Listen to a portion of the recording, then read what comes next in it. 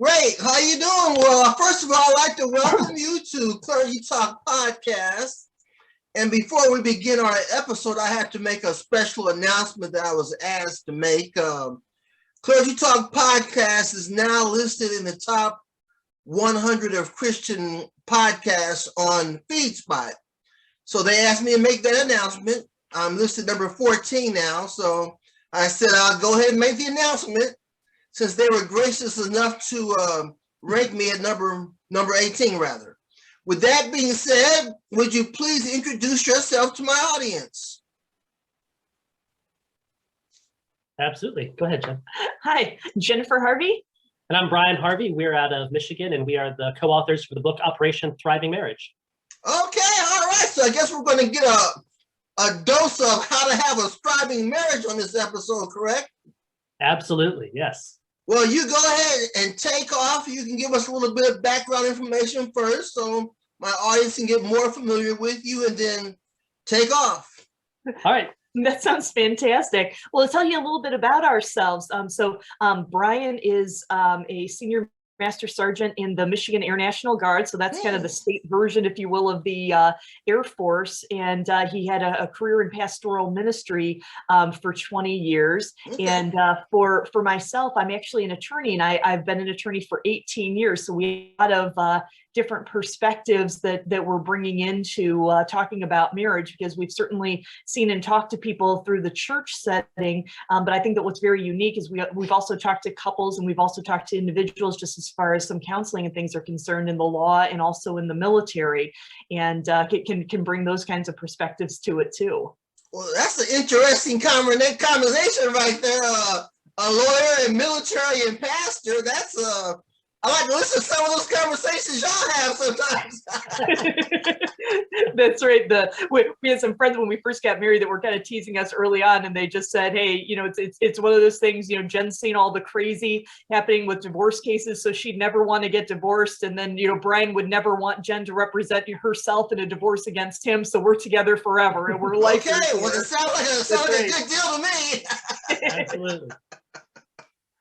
So yeah, and really the book came out of our ministry, both in the church and then what we'd been doing professionally, where we'd been teaching premarital classes, and we'd be doing some marriage and premarital coaching. And then also, obviously, for me, I served for 5 years as a first sergeant in the Air Force, and Jen's legal career. We talked to a lot of people about their marriages, and we had a unique insight into a lot of different marriages. People let us in and opened themselves up pretty bare about what was going on. And we were noticing some consistent things about marriages that weren't thriving. And after a while, our friends who we had been coaching and doing different classes, like, so when does the book come out? And we're like, well, no, we're not going to do that. That's crazy. But over time, it just became something that God really put on our heart. It's like, okay, we've had this opportunity. He's given us these experiences, and we've got to share that. And hopefully the goal is here to help churches and Christians build the marriage that God intends for them. Okay. So what would be the norm that you would find in most marriages that are just gone haywire? Well, what we've found is there's 3 things that really are consistent with marriages that are having struggles. Right. And they actually happen pretty early on in the marriage. We don't see them becoming huge problems until later in marriage, but a lot of these things happen really early on, and they just kind of get brushed under the rug because different things, especially young couples, their careers start taking off. So they're focused on their careers. They have children. So they start focusing on the children. They miss out on these little things that become something that's just at the time not important. And then later on in life, they blow up and become big issues. And the 3 things we've seen is, first of all, understanding the theology of marriage, really knowing what marriage is and what God is doing in you as a couple when you get married.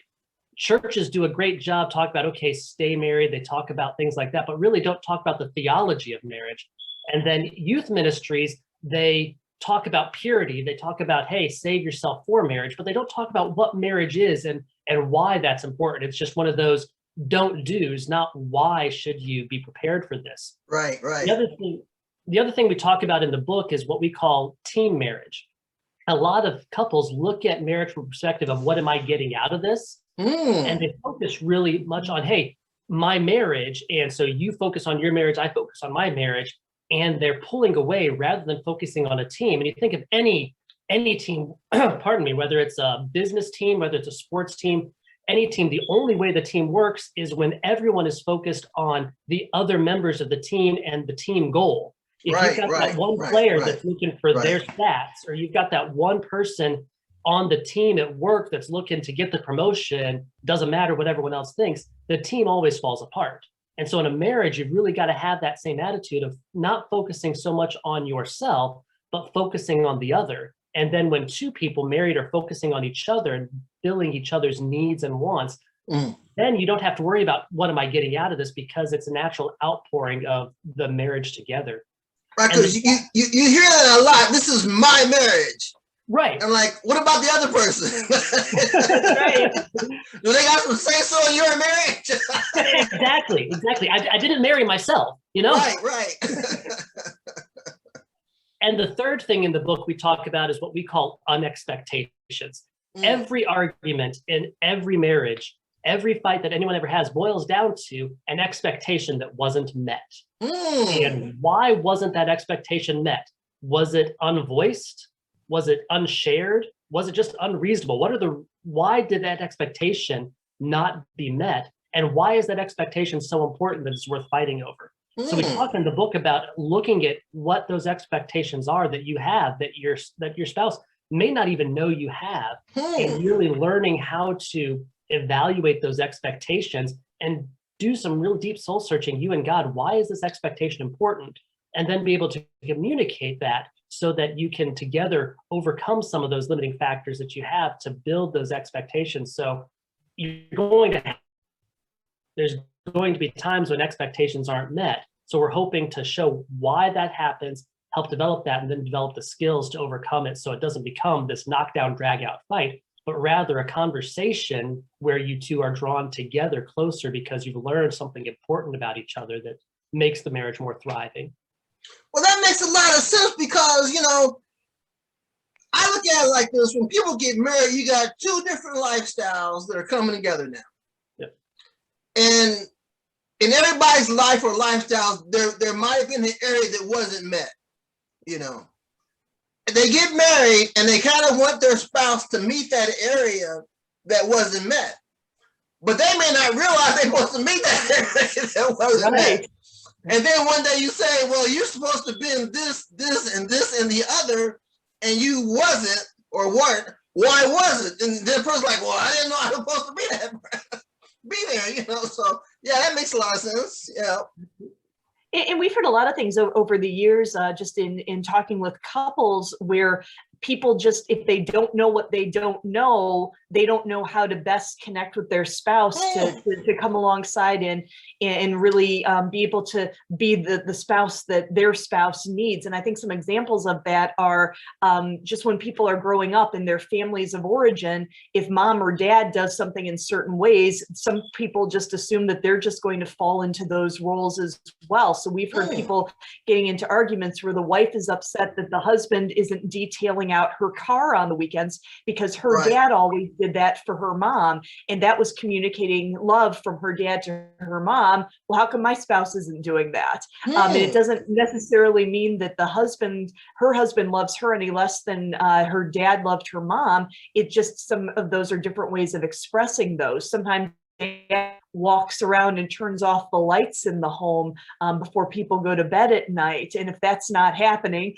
you're wasting money on the electrical bill. But how does that potentially communicate to someone who was growing up having dad do that? And there's certainly examples on the other end about what mom would do to take care of dad that we're experiencing growing up. So I think that in so many ways we together are the authors of our own marriages, and we can create them to be just a wonderful reflection of the Lord and to just follow his framework for what he has for us. But of course, no two couples are the same.